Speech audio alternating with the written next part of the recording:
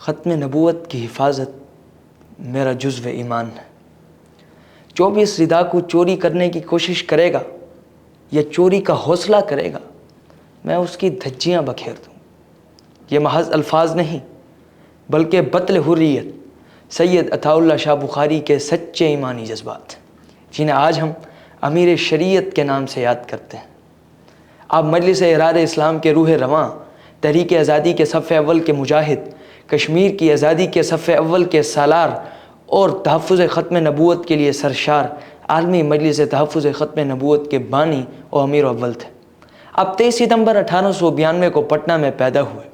آپ کا سلسلہ نسب نواسہ رسول جگر گوشہ بطول امام حسن رضی اللہ عنہ سے ملتا ہے، اور آپ نے علم بھی مفتی محمد حسن امرتسری صاحب رحمہ اللہ سے حاصل کی۔ بعد ازاں آپ امامت و خطابت میں لگ گئے، چونکہ رب کائنات نے آپ کو حمیت دین کا مجسمہ، مردانہ وجاہت، خوش گفتاری، خوش الہانی اور قائدانہ صلاحیتوں سے نوازا تھا، تو آپ نے اپنی تمام تر صلاحیتیں ایک خارستان کو گلستان میں بدلنے اور قابض فرنگی کو ہندوستان سے نکالنے اور مسلمانوں کو اندھیروں سے نکال کر روشنی میں لانے کے لیے کی۔ آپ نے 29 دسمبر 1929 کو لاہور میں مجلس احرار اسلام کی بنیاد رکھی اور تحفظ ختم نبوت کے لیے میدان میں آ گئے۔ آپ کی خدمات کو تسلیم کرتے ہوئے علامہ انور شاہ کشمیری نے 500 علماء، جید علماء کی قیادت کرتے ہوئے آپ کے ہاتھ پر بیعت کی اور آپ کو امیر شریعت کا لقب ادا کیا۔ آپ نے خطابت کے ذریعے پورے ہندوستان میں ایک نئی روح پھونک دی۔ آپ کی خطابت کے جوہر سن کر مولانا محمد علی جوہر نے فرمایا تھا کہ شاہ جی بولتے نہیں، موتی رولتے ہیں۔ اور تو اور مصور پاکستان علامہ اقبال نے کہا تھا کہ شاہ جی اسلام کی چلتی پھرتی تصویر ہے۔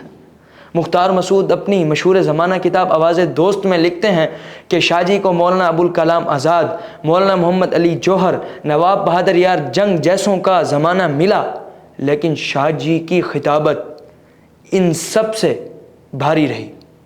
قیام پاکستان کے بعد شاہ جی نے اپنے آپ کو وطن عزیز کی نظریاتی اور جغرافیائی سرحدوں کے تحفظ کے لیے وقف کر دی۔ آپ نے 1949 کو عالمی مجلس تحفظ ختم نبوت کی بنیاد رکھی۔ اب اس کی نوزائیدہ تنظیم کی بنیاد رکھی جا رہی تھی کہ اس ملک میں ایک مرتبہ پھر مرزائی فتنہ نے سر اٹھانا شروع کر دیا۔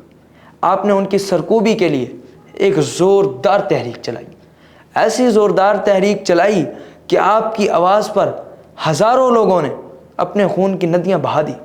بالآخر پھر یہی تحریک پھلتی پھولتی گئی اور اس فتنے کو ہمیشہ کے لیے زمین برد کر دیا گیا۔ بالآخر اپنے وقت کا سب سے بڑا خطیب و خوش گفتار خاموشی کی چادر اوڑھ کر 21 اگست 1961 ملتان جلال باقری قبرستان میں ابدی نیند سو گیا۔ لیکن بقول مولانا ظفر علی خان، کانوں میں گونجتے ہیں بخاری کے زمزمے، بلبل چہک رہا ہے ریاض رسول میں۔ بہت شکریہ۔